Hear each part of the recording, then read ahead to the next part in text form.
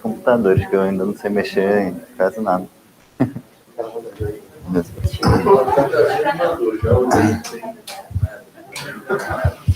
Tá.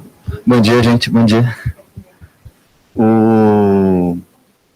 Hoje a gente vai falar sobre esse artigo, que é o segundo lá daquele grupo lá que fez o Mr. Clean, né? Teve o Mr. Clean e depois teve esse.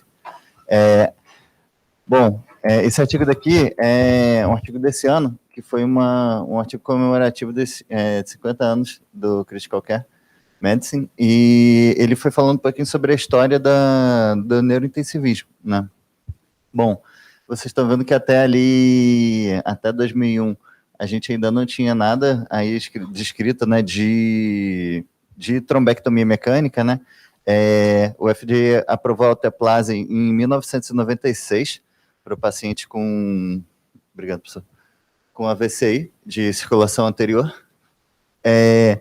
E ali, ao longo de 2001 a 2011, começaram a ter os TIT, né, os trials para VCH, né? Teve a certificação da subespecialidade de neurointensivismo em 2007, né? E ali em 2012, teve a aprovação do FDA de dispositivo de trombectomia mecânica baseada em parecido com stent, né? Tipo, ir lá e pescar o trombo, né? E aí agora a gente está numa outra fase, né, que é justamente avaliar se parecido com o que aconteceu no IAM, né, se a terapia percutânea poderia ou não poderia substituir a trombólise como primeira opção, né? E foi nesse contexto que a gente vai entrar com o nosso estudo.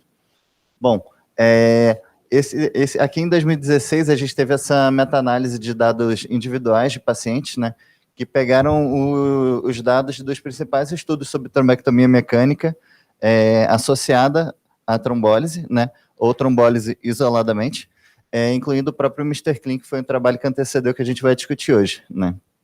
E olhando aqui só no desfecho primário do estudo, né, foi demonstrada uma melhora significativa do ranking modificado, e desde então isso vem sendo mais amplamente preconizado, né, para qualquer paciente que tenha mismatch, qualquer paciente com menos de 6 horas, né, da apresentação, ou mesmo paciente que tenham ainda mismatch clínico radiológico até 24 horas. Bom, e essa melhora foi demonstrada em diferentes faixas etárias, né, em diferentes aspectos de apresentação, em pacientes que tinham ou não tinham tomado alteplase antes da trombectomia mecânica, e na circulação anterior a menos para aqueles para ramos mais distais da M2 para cima, né? Mais uma vez, independente do NIH, a não ser NIH déficits muito discretos, essa melhora ainda era significativa, mesmo para pacientes com NIH muito elevados, e independente do ictus até a randomização, independente de sexo. Então, a gente já tinha alguns estudos um pouco mais antigos que eu vou comentar, que tinham avaliado fazer trombectomia mecânica isoladamente, ou fazer trombectomia mecânica associada à trombólise, mas principalmente na população asiática, né? Foram 2 estudos na China e um estudo no Japão. Esse foi o primeiro estudo que foi realizado na China, né, em 2020, e a ideia, ele foi muito cêntrico, né, em 41 centros, bastante pacientes, e a ideia era, eu pego um paciente que estava dentro de janela para fazer as duas coisas, ou seja, paciente com AVC de circulação anterior, com menos de 4 horas e meia da apresentação, eu vou randomizar ele para fazer trombectomia isoladamente ou fazer trombólise seguida de trombectomia. Os estudos que eu vou comentar hoje, todos são de não inferioridade, isso é um dos temas principais de hoje, não só o assunto, mas os estudos de não inferioridade. Esse estudo usou uma margem de não inferioridade de 4%, com um ranking modificado em 90 dias como desfecho primário. E, a princípio, ele mostrou que a trombectomia isoladamente era não inferior a fazer trombólise com trombectomia. A gente vai comentar as armadilhas aí na interpretação dos estudos de não inferioridade. Logo depois também teve esse estudo aqui, esse publicado no JAMA, também em chinês, multicêntrico, que avaliou a mesma coisa, com uma margem de não inferioridade de 10%, um pouco mais permissiva, com um desfecho um pouco parecido, não um ranking modificado, mas ele dicotomizou o ranking um pouco mais entre 0 a 2 e o resto. E ele também mostrou a inferioridade da trombectomia mecânica, isoladamente, em relação a associar isso com trombólise, de forma significativa. E o estudo japonês, o SKIP, também multicêntrico, avaliou a mesma coisa, com uma margem de não inferioridade de 6%, mas, ao contrário, ele não encontrou não inferioridade, tá? E aí, apesar desse assunto já ser estudado em população asiática, né, com esses 3 estudos, a gente ainda não tinha nenhum estudo que avaliasse isso em outras populações, né? Então veio no estudo que a gente vai comentar hoje, que foi o Mr. Clean No IV. Foi um estudo europeu, né, realizado na Holanda, Bélgica e França. Era open label, né, mas era cegado só para quem ia acessar o desfecho, né, em função de ter um procedimento invasivo, era difícil de fazer esse cegamento. E foram 20 centros com 539 pacientes. E quais eram os critérios de inclusão dele? Tinham que ser pacientes acima de 18 anos, mais uma vez, AVC de circulação anterior, carótidas M1 e M2, foi o primeiro estudo que incluiu também oclusão de M2, com um déficit a menos de 4 horas e meia do ictus, com NIH de pelo menos 2 para cima. Uma coisa bem importante desse estudo é que só podiam ser incluídos pacientes que o SAMU, entre aspas, levasse o paciente para centros que fizessem trombectomia mecânica. Eles não incluíam, por exemplo, pacientes que chegassem em um centro que só fazia trombólise e fossem encaminhados para esse centro terciário. Tinha que chegar imediatamente no centro que fizesse a trombectomia. Não teve critérios de exclusão desse estudo, tá? Bom, então isso que eu falei, se tivesse um paciente, ele acionasse o serviço de emergência, ele fosse para o hospital que fizesse trombólise, mesmo que ele fosse encaminhado depois para o hospital que fizesse trombectomia, ele não era incluído no estudo, tá? Bom, foram 273 pacientes para o grupo trombectomia e 266 para o grupo alteplase mais trombectomia, que era o usual care. No grupo que era submetido à trombectomia, a trombólise era permitida se na angiografia de controle ainda tivesse com um fluxo subótimo, né? O TIC3 é nenhuma obstrução, qualquer coisa que não fosse isso, o paciente poderia ser submetido à trombólise química depois, com a ideia de que talvez a trombólise química fosse melhor para desfazer trombos mais distais que você não conseguia alcançar com o dispositivo. Bom, foram planejadas 3 análises interinas, eles usaram o método de Peto para corrigir isso, né, na verdade, para estabelecer limites para interrupção do estudo, com o P corrigido, conforme está aqui, né? Em nenhuma dessas análises interinas o estudo foi interrompido, tá? Ele passou por todas as análises sem precisar ser interrompido. E o desfecho primário da gente também foi o ranking modificado em 90 dias, tá? Só para lembrar, o ranking 0, nenhum sintoma, o 6 é morto, tá? E o 1 é aquele paciente que não tem nenhum déficit significativo, ele ainda consegue ser independente. De 2 para cima, o paciente já está ficando mais dependente para atividades. E é bem questionável qual é o corte que a gente deve usar, se é 0 a 1, se é 0 a 2, tá? Isso difere um pouquinho entre os trabalhos.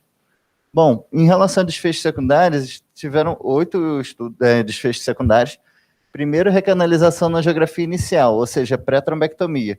Isso aqui mais para ver o paciente que já tinha recanalizado antes de você fazer a intervenção, né? Reperfusão na angiografia final, recanalização em um exame de controle que eles faziam até 24 horas, poderia ser uma angiotomo ou uma angiorressonância. O NIH em 24 horas, 5, 7 dias e alta. O volume isquêmico total em 5 a 7 dias ou no momento da alta. O ranking modificado, e aqui eles fizeram várias análises, né? 0 a 1 a 2,6, 0 a 2 a 3,6, eles fizeram algumas análises exploratórias mesmo, e um score de qualidade de vida em 90 dias. Além disso, ele também botou o Bartel, né, que era mais para avaliar a independência para atividades básicas em 90 dias dos pacientes. Em relação a desfechos de segurança, ele avaliou a presença de hemorragia intracraniana, e aqui é uma coisa bem importante, porque a ideia de você fazer um estudo de não inferioridade ao invés de fazer um estudo de superioridade, por exemplo, se você aceita que a sua intervenção nova seja igual ou até um pouco pior do que o padrão de cuidado atual, mas, em compensação, a sua nova terapia tem que ter algum benefício para você aceitar essa margem. E aqui, o benefício que eles esperavam é que eu tivesse menos sangramento no grupo que não era submetido à trombólise. E esse foi o raciocínio de fazer um estudo de não inferioridade. Então, de desfechos de segurança, hemorragia intracraniana, aneurisma ou hematoma de artéria femoral, alguma embolização para território novo, e aqui como complicação do procedimento endovascular, né, de embolizar alguma coisa para outro território, assim como nova isquemia nos exames de imagem. E também eles incluíram morte por qualquer causa 90 dias como um outro desfecho de segurança. Em relação ao cálculo da amostra, eu achei bem difícil aqui com a forma como ele fez, mas, enfim, ele se baseou nos dados do próprio Mr. Clean, que era do mesmo grupo, para estimar que eles esperavam uma diferença absoluta de 8% em obter um ranking de 0 a -2 entre os dois grupos. E eles usaram o método de Monte Carlo, que eu vou depois perguntar para o professor como é que funciona esse negócio, que eu não entendi direito, mas, basicamente, em vez de você usar um método probabilístico para estimar a amostra, você parece que roda vários testes para estimar o seu desfecho, né? Na verdade, estimar o seu poder. É só fazer isso daqui, não é? Não, um dia a gente chega lá. Em relação a... Esse estudo foi bem legal, porque assim como ele fez uma análise de não inferioridade, ele também fez uma análise de superioridade. Ele fez as duas coisas. E para calcular a amostra, para avaliar a superioridade, ele fez esse método de Monte Carlo e ele estimou que precisaria de 540 pacientes para obter um poder de 91% com alfa de 5. Tá? E a margem de não inferioridade, já vou explicar um pouco mais como é que chega nisso, ele estimou em 5%, e ele fez uma análise por intenção de tratar modificada, que eu já vou comentar mais para frente também, que talvez não seja a forma de analisar mais adequada num estudo de não inferioridade, tá? Mas como ele usou isso para o estudo de superioridade, ele acabou analisando as duas coisas da mesma forma. Bom, aqui é o flowchart do estudo, né? 547 pacientes foram avaliados para ver se eram elegíveis, né? Eles só excluíram, na verdade, os pacientes que declinaram de participar. Eles aplicavam o termo de consentimento de forma atrasada, né? Mas quem depois não quis assinar foi excluído da análise, todos os outros foram incluídos, tá? Bom, então, dali para frente, todos os pacientes foram incluídos na análise, independente de desvios no protocolo. Dos pacientes que estavam no grupo trombectomia, 10 chegaram a receber alteplase antes da trombectomia, né? Foi um desvio do protocolo, por diversos motivos. E no grupo que era para fazer trombólise seguido de trombectomia, 10 acabaram não recebendo a trombólise também por diversos motivos, por exemplo, pelo déficit melhorar sozinho. Mas, independente disso, esses pacientes foram incluídos na análise. Bom, aqui só acabando de falar, né? No grupo trombectomia, 12 acabaram não recebendo nem a trombectomia, tá? E no grupo trombólise e depois trombectomia, 14 também não chegaram a receber a trombectomia, então foram alguns desvios no protocolo. Bom, em relação às características dos pacientes, uma coisa que vale a pena ressaltar aqui é que a média de idade foi um pouquinho diferente entre os grupos. O grupo trombectomia tinha pacientes um pouco mais velhos, tá? Mas fora isso, o NIH parecido, a incidência de fibrilação atrial um pouco maior também no grupo trombectomia, mas essas eram as principais diferenças. Em relação ao resto, os pacientes tinham um ranking modificado de base, né, antes do AVC, bem parecido, assim como a aspexinatomo parecido, e localização da oclusão intracraniana também parecida entre os grupos. Não tiveram outras diferenças significativas além da idade e da incidência de fibrilação atrial. Bom, em relação aos tempos, né, para receber a intervenção, que é uma coisa bem relevante, né, nesse estudo de AVC, o tempo do ictus do AVC até início da trombólise, a gente só avaliou, lógico, no grupo que recebeu trombólise, né, foi em cerca de 98 minutos, é bem razoável, né? E o tempo do AVC até a punção da artéria femoral também em torno de 130 minutos. Então, pacientes foram tratados relativamente rápidos. Bom, o crossover entre os grupos que eu já tinha sinalizado no flowchart, né? No grupo trombectomia, 3% chegaram a receber trombólise antes, tá? E mesmo os pacientes que não receberam trombólise antes e fizeram a trombectomia, 7% chegaram a precisar de trombólise de resgate, tá? Tudo isso aqui, todos esses crossovers, acabam aproximando um grupo do outro e facilitando encontrar não inferioridade, tá? No grupo trombectomia mais trombólise, 4,8% não chegaram a realizar a trombectomia. Em relação aos resultados do estudo, tá? Aqui só mostrando o ranking modificado, tá? A gente achou um odds ratio de 0,84, tá? Sem significância estatística, então, a princípio, o ranking modificado não foi muito diferente entre os grupos, mas eu vou sinalizar para vocês depois que a gente olhando ali o ranking modificado 6, né? A gente teve um pouco mais de morte no grupo trombectomia, sem significância estatística, mas uma diferença absoluta relativamente importante. Bom, aqui mostrando na tabela, né, esses desfechos, a gente não teve muita diferença no desfecho primário, né, que era justamente o ranking modificado. Eu trouxe aqui só uma tabela para mostrar como é que funciona a análise dos estudos de não inferioridade, tá? A gente tem o risco relativo ali, aqui embaixo o risco relativo de 0, e os estudos de superioridade, eles tentam ver se a intervenção é melhor do que o tratamento padrão, né? Então, eles esperam que o intervalo de confiança não cruze o 0, certo? Nos estudos de não inferioridade, a gente até aceita que o intervalo de confiança ultrapasse o 0 e que seja, inclusive, um pouquinho pior do que o tratamento padrão. Só que a gente estabelece, que está ali naquele triângulo, uma margem de não inferioridade, tá? E se o intervalo de confiança da nossa intervenção ultrapassar 0, mas não chegar a bater na margem de não inferioridade, a gente considera o estudo não inferior. Se ele ultrapassar, a gente chama ele de indeterminado. Assim como a gente deveria chamar um estudo de superioridade que bate no 0, a gente também deveria chamar de indeterminado. E o estudo é inferior se ele está completamente depois da margem de não inferioridade. No caso, o nosso estudo tinha considerado uma margem de não inferioridade de 0,8, mas ele bateu 0,84, então ele não alcançou não inferioridade, tá?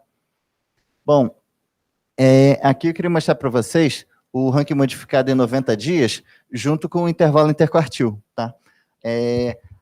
Apesar de a gente ter no grupo trombectomia uma média de 3 no ranking modificado, o intervalo interquartil ia de 2 a 5, exatamente igual ao do grupo alteplase mais trombectomia. Então, o intervalo interquartil dos dois eram exatamente iguais, tá? Então, a gente não teve nem superioridade e nem não inferioridade entre os grupos. E mostrando aqui os desfechos secundários, nenhum atingiu significância estatística, tá?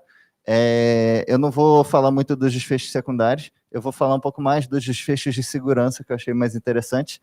Nenhum desfecho de segurança também teve diferença significativa.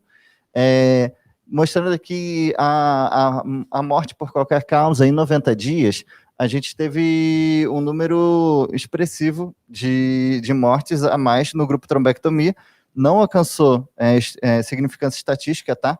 Mas eu achei que foi uma coisa que me chamou a atenção. Em relação a sangramento intracraniano, né? Foi bem parecido entre os grupos, e também é uma coisa que eu não esperava. Eu esperava que o grupo que fosse submetido à trombólise teria mais sangramento intracraniano, mas isso não aconteceu. O sangramento intracraniano foi igual entre os grupos. Então, em relação aos desfechos secundários, a gente não teve diferença, tá? Em nenhum dos desfechos secundários que a gente avaliou. Assim como nos desfechos de segurança, foi igual sangramento intracraniano sintomático, e a mortalidade não teve diferença estatística, mas teve essa diferença absoluta nas taxas. Bom, então, assim, de conclusão, né, a trombectomia não sozinha, em comparação com a trombólise seguida de trombectomia, não é superior e nem não inferior. E eu gostei muito dessa tabela aqui em um suplemento de um dos textos, que era a comparação de todos esses estudos que avaliaram essa intervenção, né, trombectomia isolada versus tratamento padrão. Todos eles foram de não inferioridade, a não ser esse que a gente acabou de avaliar, e assim com resultados bem discordantes, tá? Alguns mostraram não inferioridade, enquanto outros, o Skip e o nosso, não conseguiram encontrar isso, tá? Não sei se depois vale a pena uma meta-análise com dados individuais de paciente para a gente ter alguma conclusão mais formal sobre o assunto, tá? Bom, então a gente tem estudos de superioridade e estudos de não inferioridade. Eu não vou falar de estudos de superioridade, eu só vou falar dos de não inferioridade. Aqui é aquela mesma tabela que eu mostrei, tá? E aqui eu sinalizei a nossa margem de não inferioridade, nada mais é do que o quanto eu defino que eu aceito que minha nova intervenção seja pior do que o tratamento padrão, e é lógico que eu espero algumas outras coisas em contrapartida, se eu estou aceitando que ela seja um pouco pior. Tem 3 pontos que são importantes no estudo de não inferioridade. Um é justamente a margem que eu vou definir, o tamanho amostral e o modo de analisar os dados, se intenção de tratar ou per protocolo. Em relação à margem de inferioridade, tem algumas coisas que eu tenho que considerar para escolher ela. Na maioria dos casos, isso é uma coisa mais subjetiva do que formal, tá? Mas eu teria que levar em conta, assim como nos estudos de superioridade, a mínima diferença clinicamente significativa, a taxa de eventos esperados, e isso eu posso tirar de um estudo piloto ou de um estudo anterior, a gravidade da doença, e o tratamento e custo do tratamento da intervenção padrão do Standard of Care. Isso, então, normalmente exige um certo bom senso, tá? Mas se a gente quiser ter uma coisa mais formal para avaliar se a margem de não inferioridade foi adequada, eu posso ver se com essa margem eu manteria pelo menos 50% do efeito do tratamento usual. Eu vou mostrar isso um pouquinho aqui. Imagina que a gente tem aqui um estudo que avaliou alguma intervenção também para pacientes vítimas de AVC, tá? E eu tive um estudo piloto, vamos supor, por exemplo, o Mr. Clean, que mostrou para mim que a minha intervenção conseguia reduzir o risco, a incidência do AVC, ali em 4 a 2%, tá? Meu intervalo de confiança está ali entre menos 4 e menos 2 na diferença absoluta da incidência de AVC. Então, eu espero, aqui embaixo, né, eu vou avaliar o meu novo tratamento em relação ao tratamento padrão, que foi aquele que virou Standard of Care depois do estudo lá em cima, do estudo A. Se meu intervalo de confiança ia de 4 até 2, eu espero que o meu novo tratamento mantenha pelo menos 50% da eficácia do Standard of Care. Então, eu espero que ele mantenha pelo menos 50% disso, né? Só para a gente ter uma noção se o estudo usou uma margem de não inferioridade adequada ou não. Então, ali embaixo, teria no cenário B um estudo que atingiu não inferioridade, né, se não chegou a tocar na margem, e no cenário A, uma outra intervenção que não conseguiu demonstrar não inferioridade. O tamanho amostral depende principalmente da margem de não inferioridade. Se eu escolher uma margem curta, a amostra vai ser gigantesca. Se eu escolher uma margem maior, minha amostra vai ser pequena. E por isso que a gente tem que ver se houve bom senso na hora de escolher a margem, porque podem escolher uma margem inadequadamente alta para poder ter uma amostra menor. E também, quanto maior o efeito esperado no tratamento, a minha amostra vai ser menor. Em relação à análise por intenção de tratar e por protocolo, nos estudos de superioridade, a gente sempre prefere que uma análise por intenção de tratar em relação por protocolo, justamente para aumentar a validade externa do meu trabalho, né? Mas, nos estudos de não inferioridade, se eu faço uma análise por intenção de tratar, ao invés de por protocolo, eu aproximo um grupo do outro. Então, fica mais fácil achar não inferioridade, né? Então, o ideal é que um estudo de não inferioridade apresente as duas formas de analisar, por protocolo e por intenção de tratar, e se os resultados forem semelhantes, isso aumenta a nossa segurança em afirmar a não inferioridade. Se os resultados forem divergentes, a gente fica um pouco em dúvida, tá? Então, esse estudo não chegou a apresentar a análise por protocolo. Então, não inferioridade, né? Quando usar? Se uma terapia nova tem outras vantagens, além da eficácia em si, por exemplo, menor custo, menos efeitos adversos, maior conveniência. E eu botei aqui só o User's Guide do JAMA, aquele livro, né, de MBE, ele pontua algumas coisas que vale a pena a gente pensar quando analisar um estudo de não inferioridade, né? Por exemplo, os grupos possuem o mesmo prognóstico no início, né? Ou seja, está balanceado os dois grupos, né? Eles continuam com... os investigadores chegaram a se precaver para uma conclusão errada, né, de não inferioridade. Será que o efeito do tratamento padrão foi preservado? Será que meu grupo usual-care não foi meio, entre aspas, sabotado, né, para ficar nos grupos mais parecidos, né? E vale a pena a gente avaliar se teve desvios de protocolo ao longo do caminho, né? Em relação aqui, em relação a uma dessas perguntas, eu trouxe a tabela 2 do Mr. Clean, daquele original. E o intervalo interquartil foi exatamente igual ao que a gente encontrou no estudo atual. Então, parece que os investigadores fizeram pelo menos um bom trabalho em fornecer o standard of care, né? Tem essa ressalva que foi feita uma análise por intenção de tratar, em vez de por protocolo, como eu já comentei.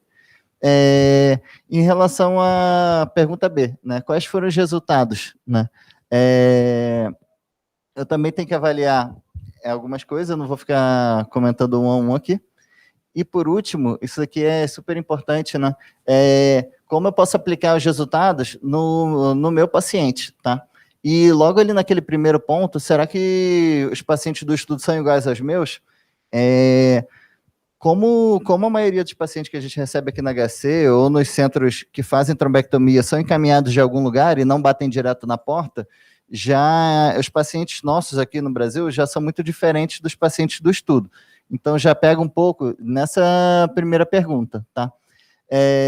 Em relação à pergunta 2, foram realmente vistos desfechos importantes, tá? Mas na pergunta 3, né, será que as vantagens do novo tratamento, né, valem a pena o risco potencial ou custo? E isso é uma coisa que a gente também não tem, porque se eu vou fazer trombectomias nos dois grupos, o benefício esperado, que era reduzir sangramento por não estar dando trombólise, eu não tive, porque os dois grupos sangraram igual, né? E o custo da trombólise não é um custo alto também. Então, também não sei se vale a pena, por esse lado, deixar de fazer a trombólise, tá? Então, os pacientes no estudo foram um pouco diferentes da nossa realidade, tá? O custo é parecido entre os dois grupos e a taxa de sangramento também foi igual entre os dois grupos. Tá? Era só mais ou menos isso.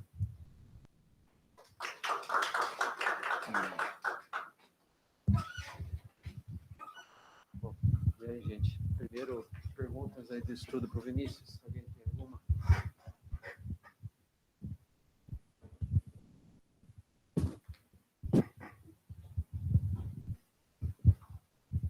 Segundo ponto, questões aí sobre a pergunta.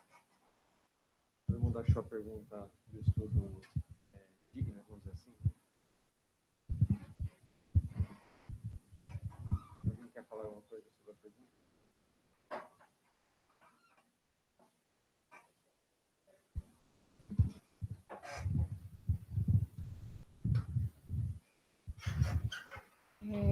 Eu acho que vem ao encontro, talvez, aquela questão dos pacientes que têm contraindicação à trombólise, né? Eu acho que é esse cenário que a gente poderia começar a pensar.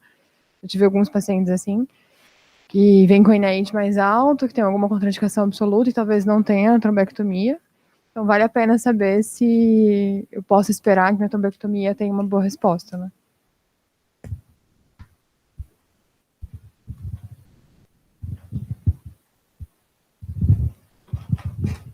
Alguém quer fazer algum comentário sobre a base do disco? Quer dizer, quais são as possíveis tais efeitos da trombose e quais são os possíveis tais efeitos da trombectomia mecânica no acidente vascular isquêmico?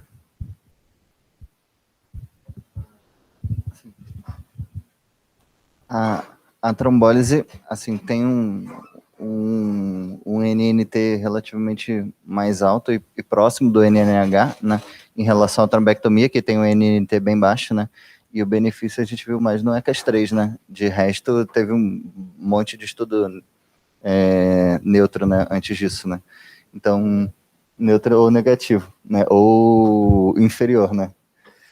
Então, assim, teoricamente, parece que a trombectomia tem uma magnitude de efeito mais importante do que a trombólise, né? E acho que a pergunta foi muito justa, porque a gente tinha meio que a expectativa de que a trombólise fosse acarretar um aumento de sangramento intracraniano, né? Então foi um estudo bem injusto para ver se a gente poderia omitir a trombólise, né? Em todos os pacientes, além da galera que já tem contraindicação e a gente deixa de fazer.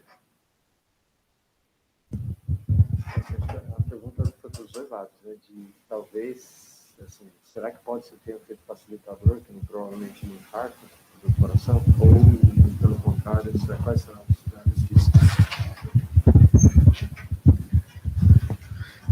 Mas aí o fato de não ter tido mais sangramento é uma coisa que acaba me deixando até com mais dúvidas, assim, do que fazer em alguns cenários específicos. É claro que aí ele coloca o ponto de que você já estava num centro onde você já tinha trombólise ali disponível. Trombólise não, perdão, você tinha trombectomia. Mas às vezes você está com o paciente e nada garante que a trombectomia dele vai dar certo também. Pode ser que ele vá para a trombectomia e não, por algum motivo o procedimento não possa ser realizado, ou não dê certo, ou o cara não tenha o acesso vascular ali suficiente, e nessa a gente omitir a trombólise, você às vezes pode perder a janela também da trombólise, né, que é meio estreita nesse cenário. Principalmente a gente que vai ter que transferir o paciente com...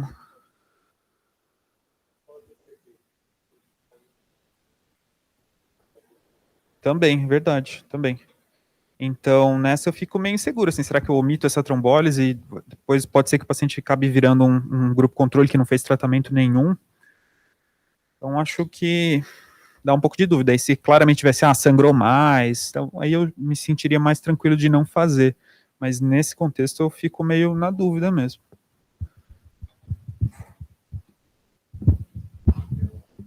Eu acho que com os dados atuais eu ficaria tendendo a fazer mesmo, né? Eu, tipo, não só não encontrei uma inferioridade, como tinha uma diferença absoluta na mortalidade que eu achei meio relevante, apesar de não ser estatisticamente significativo.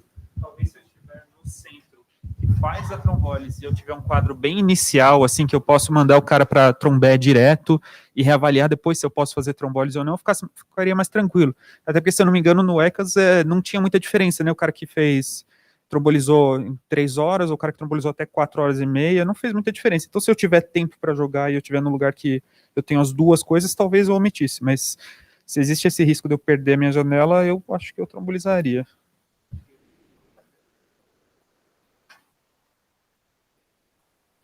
A ideia da trombólise, provavelmente, assim como tem no estudo de TEP, né, que talvez a trombólise age menos onde ela deveria agir, né, porque tem menos fluxo sanguíneo onde está mais obstruído, né, o fluxo vai para outro lugar.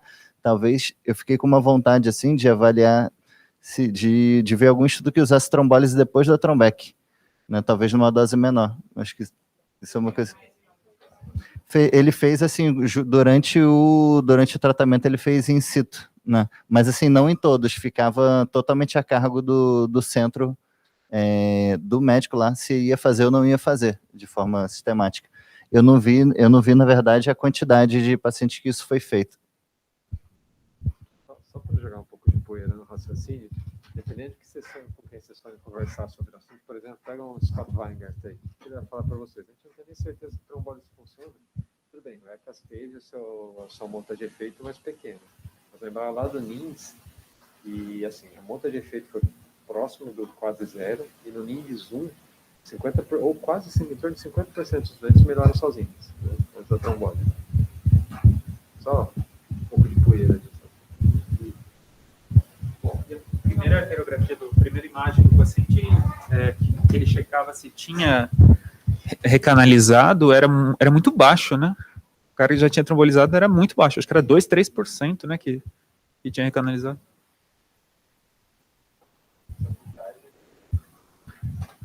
Eu fiquei pensando nessa questão que você botou, Zalfa, eu fiquei com a mesma impressão do Rodrigo também. Talvez, acho que eu manteria a trombólise com a Trombec, mas talvez num centro que desse para ir direto para a Trombec, eu iria para a Trombec e aí veria a imagem, se precisasse, trombolizaria depois, porque eu acho essa uma possibilidade bem interessante, até porque às vezes o trombo obstrui, você faz a Trombec, mas ele liberou algum trombo mais distal que talvez a trombólise resolva, sabe?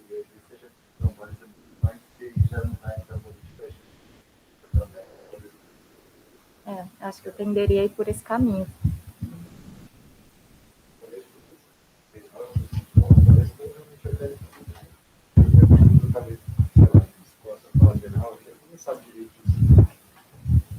Bom, enfim. E na metodologia, gente. Assim, quando eu estava olhando a parte da metodologia do estudo, me lembrou uma colocação que o Rogerinho fez outro dia. Eu falei assim, ele tem um conhecido que é professor de física. E ele falou assim, poxa, vocês fazem tanta análise estatística, como vocês confiam no que vocês acham? É isso aí, né, gente? Assim, cada vez mais as coisas estão complicadas. Ó, vou começar a pensar assim, análise de não inferioridade. Todo mundo entendeu o que é? Se alguém perguntar para vocês o que é, dá para reproduzir?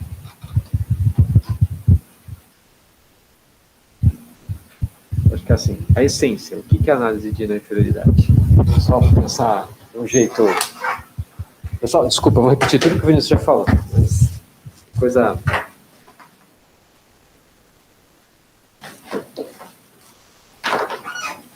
Só que eu vou fazer o gráfico ao contrário, tá, cara? Não sei se... Tem até ponto de gráfico do... Mas você imagina o seguinte...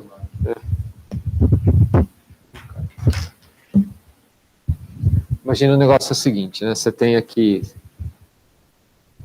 favorecendo o tratamento, aqui favorecendo o controle, isso aqui é o zero, isso aqui é risco de qualquer coisa, né? Qualquer coisa relativa, tá?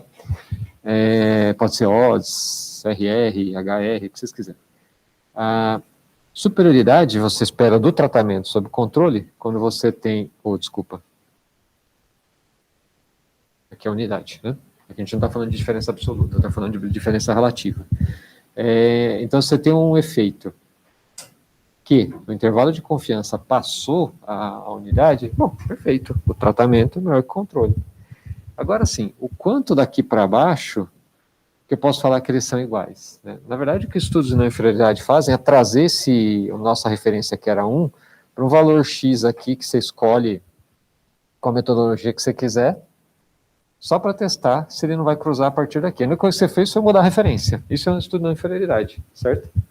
Se o estudo continuar aqui para cima, ele continua sendo superior, mas qualquer coisa que passe para cá e poupe, ele começa a ser, não é superior, mas não é inferior. Qualquer coisa que está aqui, mas passou isso daqui, aí, assim, ou é negativo, ou desculpa, ou você não pode falar que não é inferior, ou é inconclusivo, certo? A única coisa que a gente fez nos estudos é trazer para cá a margem.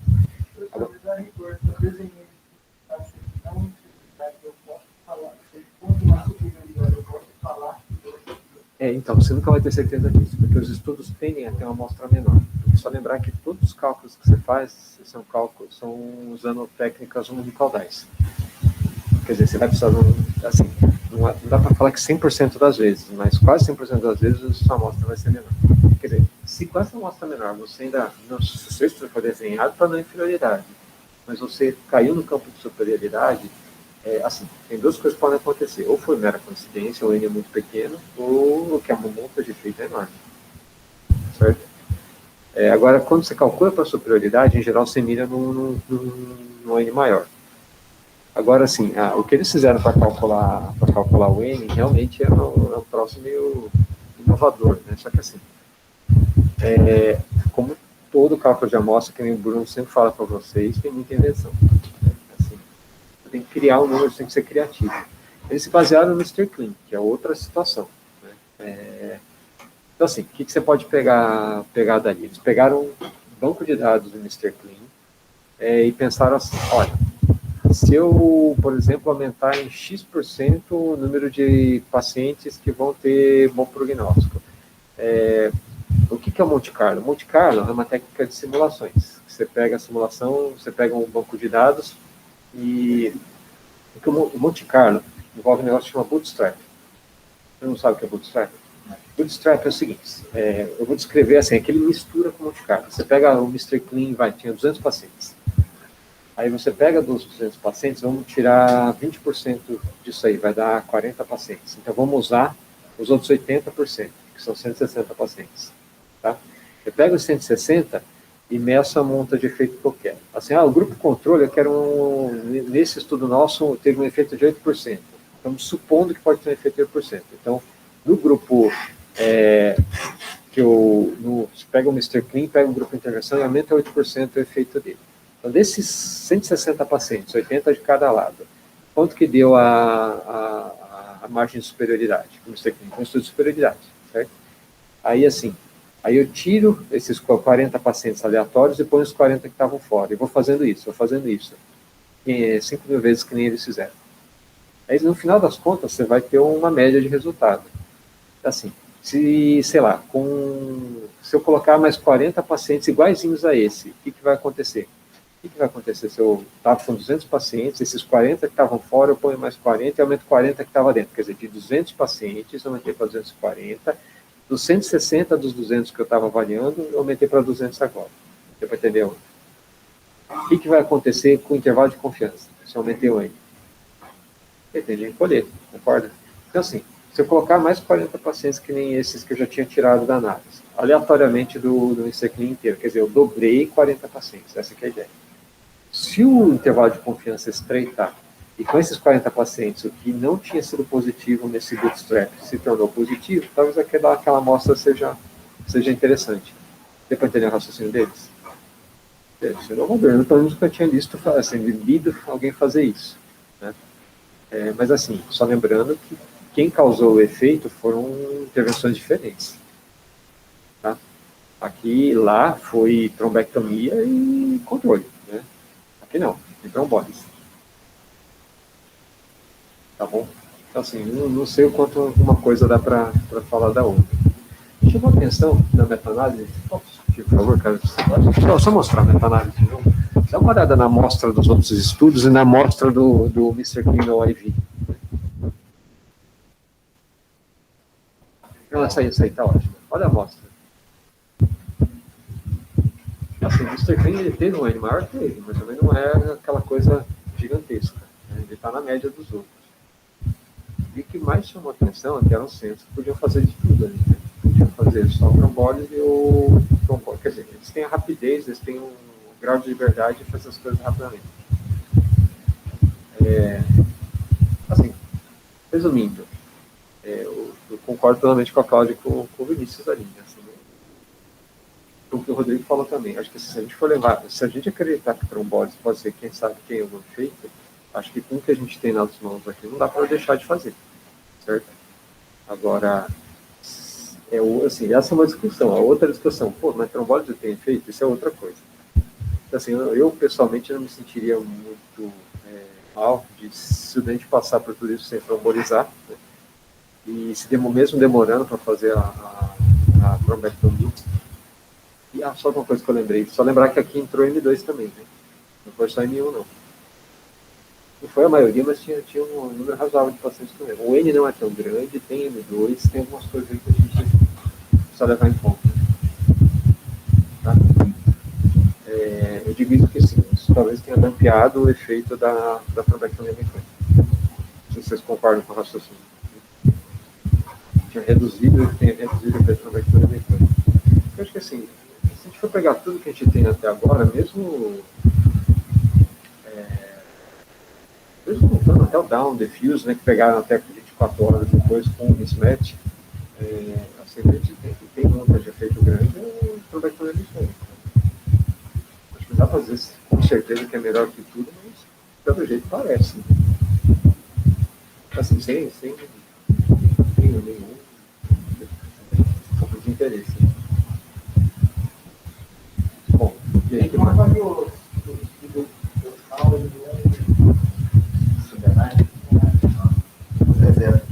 deve aparecer por aí. Mas provavelmente vai ter coisa mais pra frente. Esse é um terreno legal, né? Mas está bem certo. Aqui, assim, se a gente não pode ser radical com nada, aqui acho que é o local que a gente não pode nem pensar em radicalismo. Né? Se alguém chegar e falar, olha, não quero que trombolize o dente, beleza. Não quero que faça trombectomia mecânica, beleza. Só lembrar que o HC faz, só que o SUS não paga. paga é a fundação. Então, no ramo das coisas que a gente faz aí por ser hospital escola. Não são poucas coisas.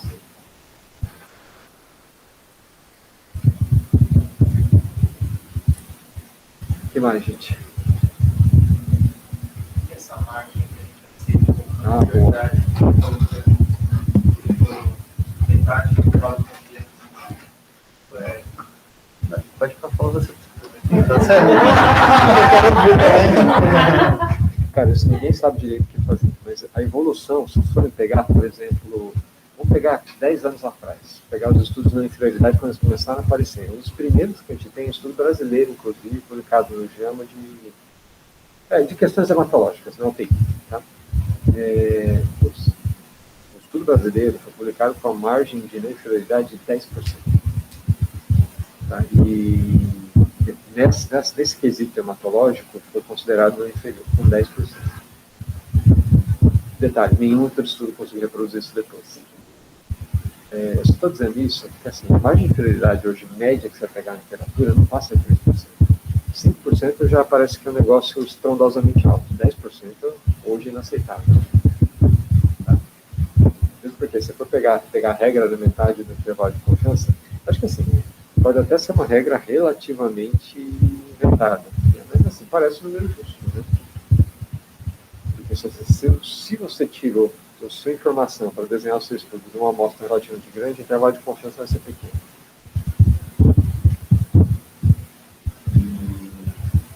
Metade parece uma coisa justa. O intervalo de confiança de 10% em qualquer desfecho duro que a gente for levar em conta hoje não é pouca coisa. Não é pouca coisa. Por exemplo, para falar em 5% de margem de inferioridade. 6% para falar de 3%, também parece muito pouca coisa. Então, quando vocês verem margem de inferioridade maior que 3%, já vai ver se tem alguma explicação boa para isso. Se não tiver, é melhor olhar com meio torto, assim, já. Ou com muito cuidado, né? Interpretar com muito cuidado. Mas acho que o conhecido do Rogerinho lá disse meio tudo. Quando começa a inventar muita coisa, cara, que estamos viajando. Viajando de verdade. Mesmo na interpretação das escalas ordinais. Desculpa, só usar a sua escala original aqui.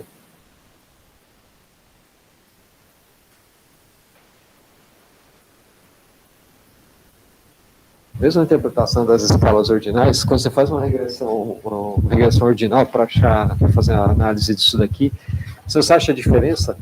Putz, se isso aqui viesse lá um P de 0.0, sei lá, bem estatisticamente significante, com isso que vocês estão vendo. Olha, 2, 3 pacientes de diferença. Poxa, é difícil falar alguma coisa, né? Não sei, eu também fico meio confuso na hora de pensar como interpretar essas coisas. Quando você tem um degrau ali, a gente tem um rank 1, 2, um degrau bem grande, é outra coisa. Ontem, por acaso, a gente estava discutindo o Destiny 2, né, da cranectomia em pessoas mais idosas dos alemães. Realmente tem um degrau bem grande no ranking 3 e 4. Né? No caso, eles consideraram o ranking 4 como um bom desfecho, e eu estou positivo por causa disso.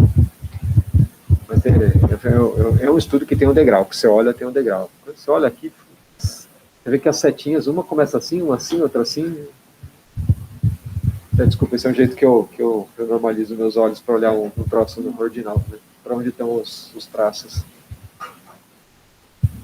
Quando a gente pega para fazer um teste estatístico e tirar um P disso, eles usam o quê? Eles não usam diferença de média, né? Não, isso aqui é uma regressão ordinal. Assim, é uma regressão logística politômica. Você pode ter mais de um desfecho. A ideia... Vocês vão...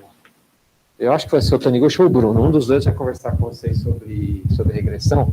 Mas quando você pega a regressão, você pega assim, eu quero desfecho morte. É uma equação mais ou menos isso. Morte que vai depender de aqui, se ele está no grupo EVT ou grupo alteplase, né? Que mais? O ranking dele. Qual que é a ideia aqui? O que você está testando em qualquer regressão que você fizer? Não é se isso daqui tem correlação com desfecho, quer dizer, isso aqui é variável chamada independente, isso aqui é variável dependente, isso aqui é variável independente, isso aqui é variável dependente. Então, o que você está medindo se isso tem correlação com isso aqui e se isso aqui tem correlação com isso aqui. Por que chama análise multivariada? Porque a gente está avaliando isso junto com isso. Se eu pegar isso separado e isso separado, eu posso ter resultados positivos. Mas aqui não, você está vendo os dois juntos. Então, se isso aqui for extremamente positivo, ele pode apagar o outro. Então, aqui, se a gente tiver, né, se a gente tiver a sua intervenção diretamente correlacionada com a chance do doente morrer, quer dizer que, do ponto de vista estatístico, tem uma associação entre a sua intervenção com a chance do doente morrer mais ou menos, independente do ranking dele. Essa é a interpretação daquele P que está ali. Tá? Então aqui não teve. Ó, gente, desculpa, isso aqui foi um rascunho rabiscado, eles vão falar direito para vocês o que é isso. Tá? Assim, com números. Né? A ideia dos seminários de estatística não é ficar falando de números. Aqui em regressão não tem muito como falar.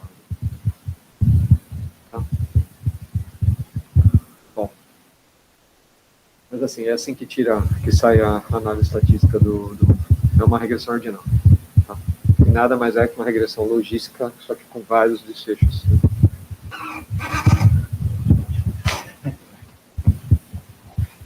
Bom, se fizer isso, uma regressão logística, vai dar certo também.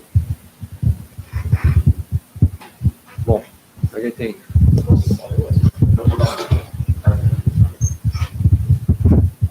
Que logo no começo da discussão foi perguntada a questão de você converter um estudo de não inferioridade eventualmente num de superioridade, né, se for possível.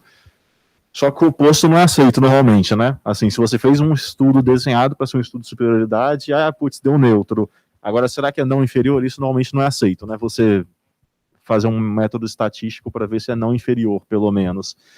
Porque eu fico pensando um pouco sobre isso, porque existem alguns estudos que são neutros, um estudo desenhado de superioridade, mas que talvez se faça assim, putz, mas será que é não inferior esse negócio? Um que sempre vem na minha cabeça foi aquele 65 Trial, que comparou a média de 60 com 65 em idoso, que foi neutro, né?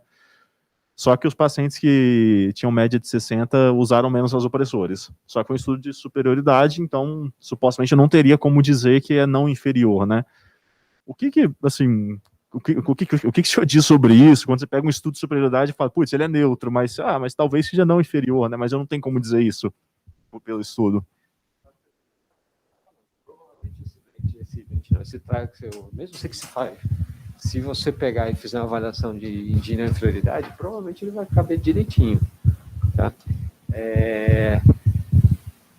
Mesmo assim, você mudando a sua análise, fazendo análise unicaudal, não tem problema nenhum disso. Agora é o seguinte, se o seu trial para superioridade você considera que ele é underpowered, talvez não dê para avaliar daí, certo?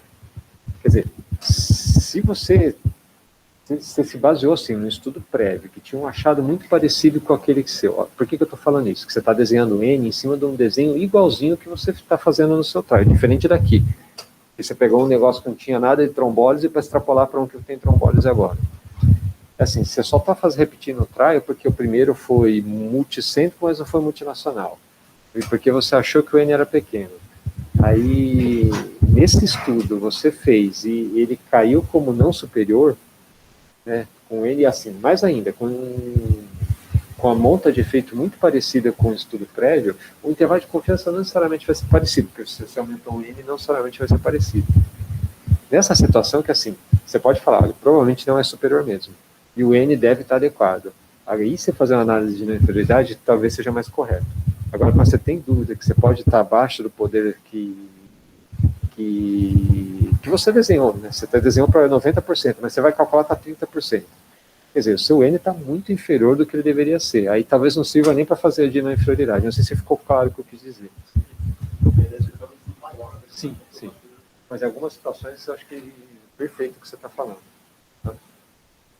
Mas quando faz superioridade e o intervalo de confiança fica totalmente pro outro lado, dá para falar que é não inferior, né? Tipo arte. Não. Talvez. Não falaria isso com muita certeza. Mas ele fala não inferior ou não inferior? Acho que. Não, então, o negócio é que, tipo, deixa eu voltar. Quando o intervalo de confiança pega o. Acho que é para cá. Quando pega aqui é diferença de risco, né? E não risco relativo, por isso que é 0 ali. Mas, tipo, se fica totalmente para cima, dá para falar que é superior. Se fica totalmente para baixo, daria para falar que é inferior. Né? E o que está no meio, você não fala.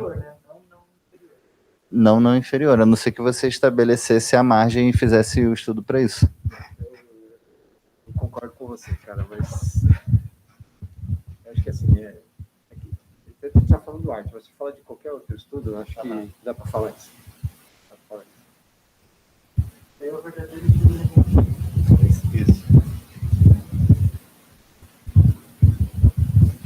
Não estou evitando falar da arte do ponto de vista político, não, mas é que a arte tem umas características, né, que acho que principalmente a ideia de você, que a própria professora Carmen sempre fala, né, talvez assim, a experiência do censo tenha pegado pesado aí no resultado negativo.